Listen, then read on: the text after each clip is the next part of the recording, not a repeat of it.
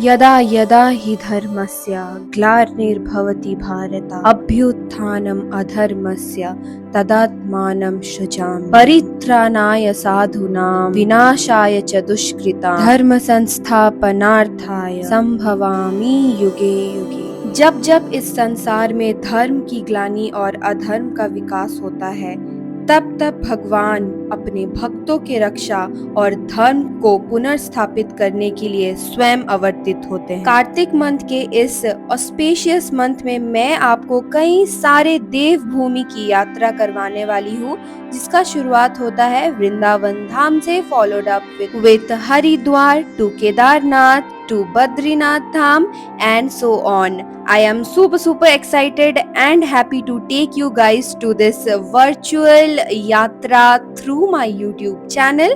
So without any further ado, let's get started with my series. But before that, I would be very happy if you take a moment and subscribe to both of my Hare channels. Krishna, Radhe Radhe guys. तो आज हम लोग फिर से railway station पे आ चुके हैं। कहाँ जाने के लिए? वृंदावन धाम जाने के लिए। Hi guys, it's me Shika. Welcome back to my channel and welcome to a new video of this travel series where we are going to Vrindavan Dham for our first destination. कहाँ जा रहे हैं? कहाँ जा रहे हैं हम? वृंदावन धाम, श्री कृष्ण जी की धाम, चलो। राधा रानी की धाम, हाथी घोड़ा पाल की जय कन्हैया लाल की। तो चलो, अभी हम लोग बहुत लेट हो चुके हैं ऑलरेडी, तो जल्दी चलते हैं। वैसे तो हम दोनों जा रहे हैं और बाकी का सरप्राइज आपको बाद में देती हूँ ट्रेन में उठ के।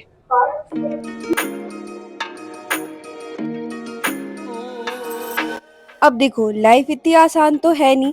जितना ही ज्यादा ये बैग भारी था, उससे भी ज्यादा स्ट्रगल हुआ मुझे अपनी सीट ढूंढने में, क्योंकि हमारी जो टिकट थी वो RAC थी, मम्मी की कहीं और, मेरी कहीं और। बट वो कहते हैं ना, भगवान अपने भक्तों को कभी भी कष्ट नहीं देते। तो एक बहुत अच्छे प्रभु जी थे, तो उन्होंने अपनी दोनों बेटियों को एक जगह करके मुझे अपनी सीट दे दी।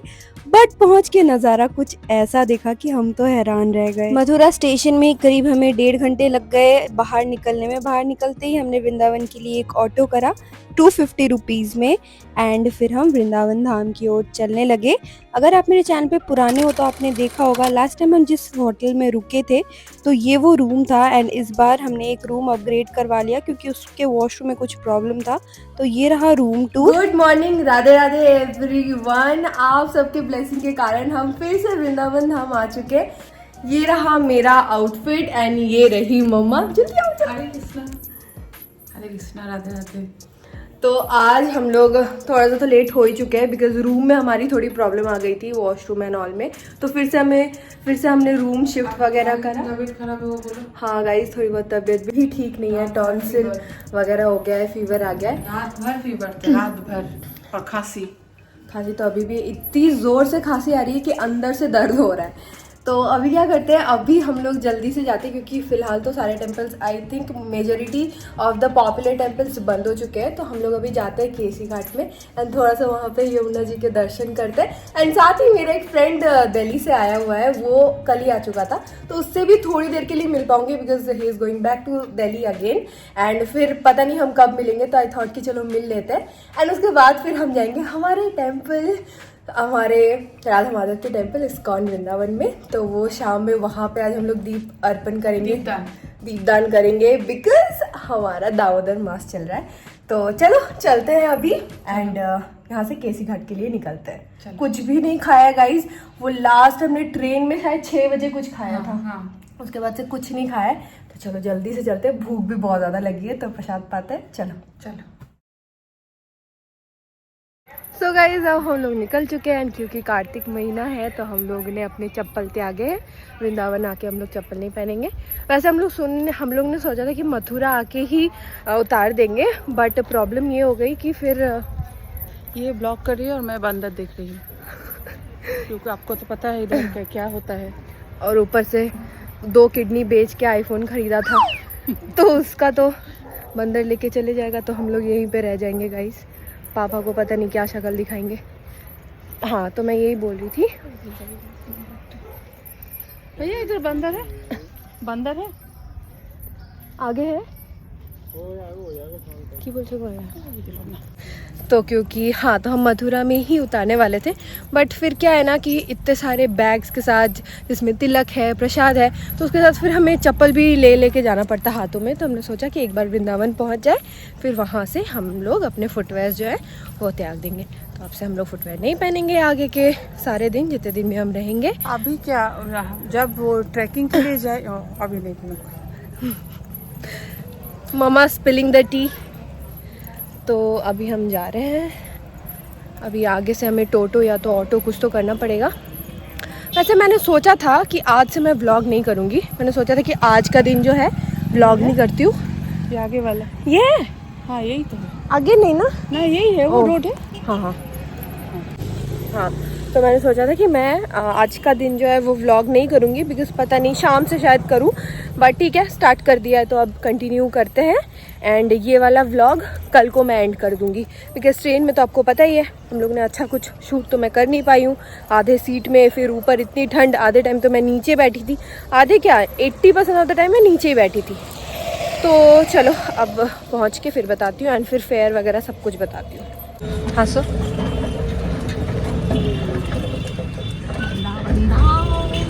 जय जय गौरनिताई की जय, जय बांके बिहारी लाल की जय राधा रानी की जय। जय। तो हम जब आते हैं, हम रुकते हैं रुक्मिणी विहार में, जहाँ वैष्णो देवी का टेम्पल है, छठी कला है, तो वहाँ हम रुकते हैं। वहाँ से केसी घाट जाने में हमें 100 रुपीज लगता है।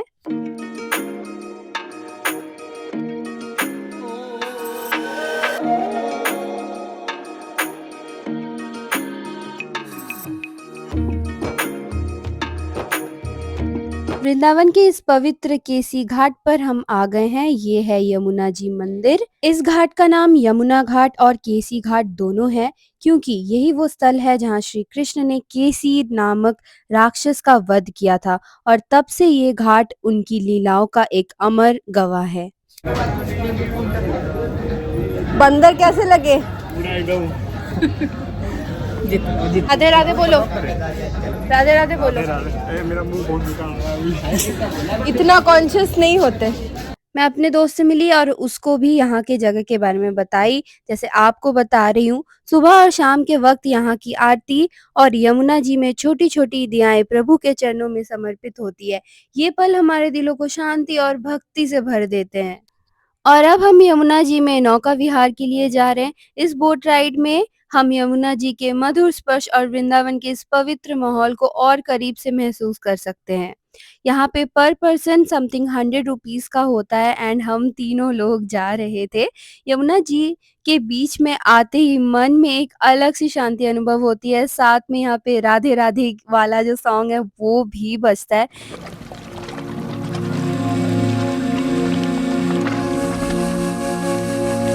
यहाँ पर एक प्रसिद्ध लीला हुई थी। कंस ने कृष्ण जी को मारने के लिए एक केसी राक्षस को भेजा था, जो घोड़े के रूप लेकर आया था, सबको पकड़ रहा था। कृष्ण ने अपने हाथ से उसका वध किया था, और इस प्रकार उन्होंने अपने भक्तों की रक्षा की थी। तब से ये स्थल केसी घाट के रूप से जाना जाता है और हमारे प्रभु की वीरता को याद दिलाता है।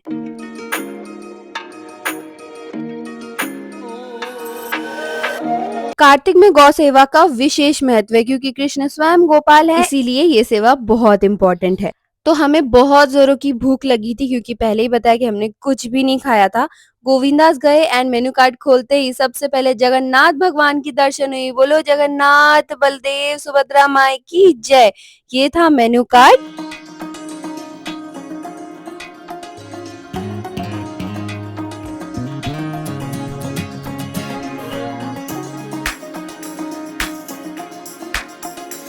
बटर मिल्क, एक लस्सी, एक बटर मिल्क, एक लस्सी। इधर इधर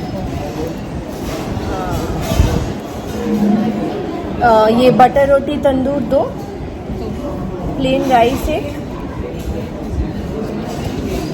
ये जीरा आलू, और ये दाल तड़का।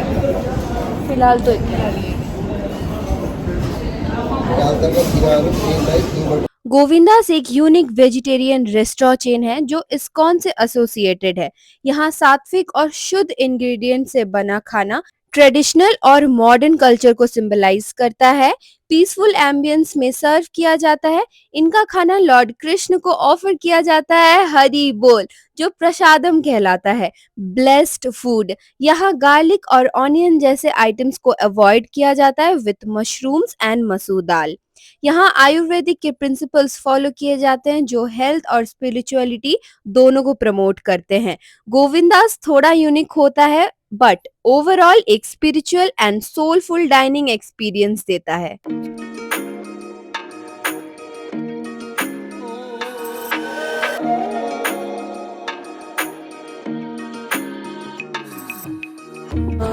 सो टेस्टी, राधा रानी की कृपा है सारे।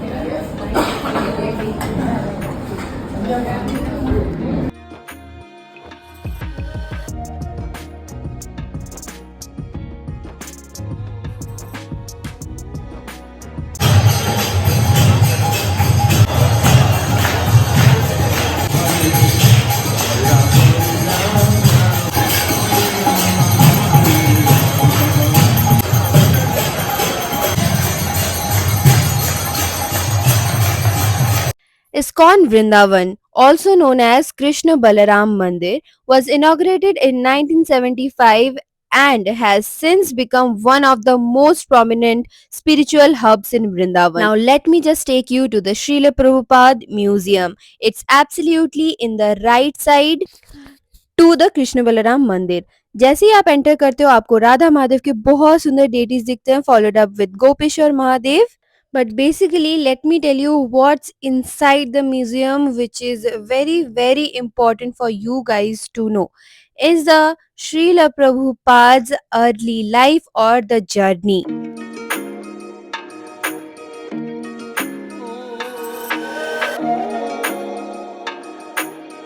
Srila Prabhupada's journey began in India when he received initiation from his spiritual teacher Bhakti Siddhanta Saraswati Thakur in 1933. Bhakti Siddhanta Thakur instructed him to spread Krishna consciousness in the English speaking world, a mission he took to heart. After years of preparation, at the age of 69, Prabhupada embarked alone on a challenging journey to America by ship named Jaladoot. Facing so many issues like seasickness and health issues, arriving in the New York in 1965, he connected with the hippie movement who were searching for higher truths. Through this teaching, chanting sessions and book, he inspired thousands to adopt Krishna consciousness, establishing ISKCON as a global movement. Hence, from that time, every devotee, in fact, every ISKCON devotee tries to follow the rules given by Sri Krishna Chaitanya Mahaprabhu.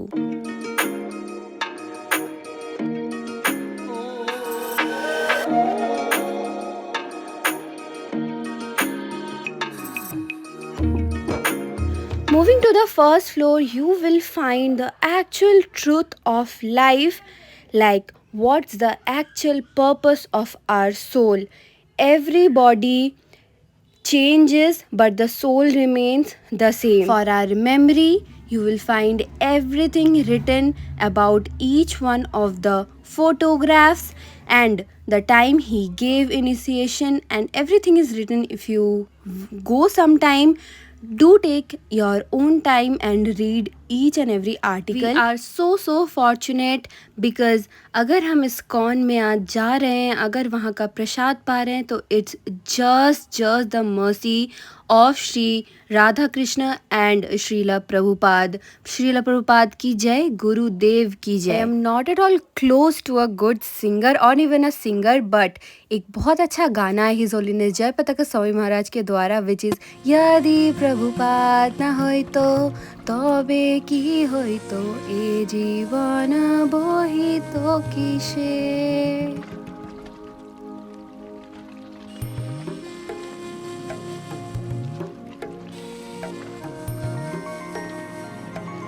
पहले मैं mummy पे बहुत ज़्यादा हंसती थी कि mummy आप जब भगवान के पास आते हो तो आप इतना रोते क्यों हो. But now I am in a stage, जब मैं भगवान के पास जाती हूँ, राधा रानी को देखती हूँ, मैं बस इतना ही सोचती हूँ कि कभी तो मैंने लाइफ में कुछ तो अच्छा किया था कि मुझे भगवान के इतने अच्छे दर्शन हो रहे हैं, और क्या चाहिए लाइफ में. हैप्पी दामोदर मास, गौर प्रेमानंदी, हरी हरी बोल। आपके नियरेस्ट किसी भी इस्कॉन टेम्पल में आप जाओ, वहाँ पे आपको फ्री दीप दान मिलेगा, मतलब फ्री दीप मिलेगा जिसको आप दीप दान कर सकते हो। अगर आप कार्तिक में एक दीप भी दान करते हो ना तो आपको 1000 दीप दान करने का जो बेनिफिट है वो मिल जाता है।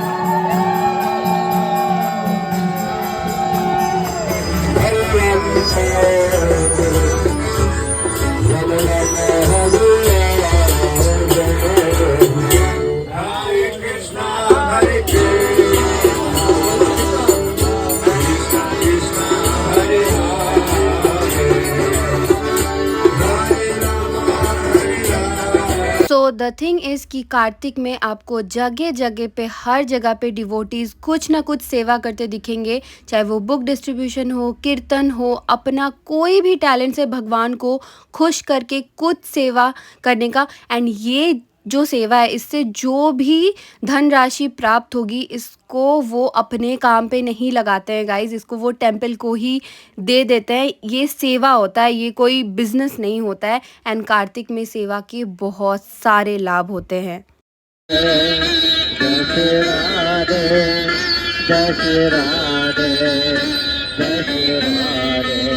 अगर आपको मेरा ये कार्तिक ट्रैवल सीरीज़ पसंद आया है तो प्लीज़ मेरे चैनल को सब्सक्राइब करना। एंड मिलती हूँ नेक्स्ट वीडियो पे। टिल देन बाय बाय, हरे कृष्णा।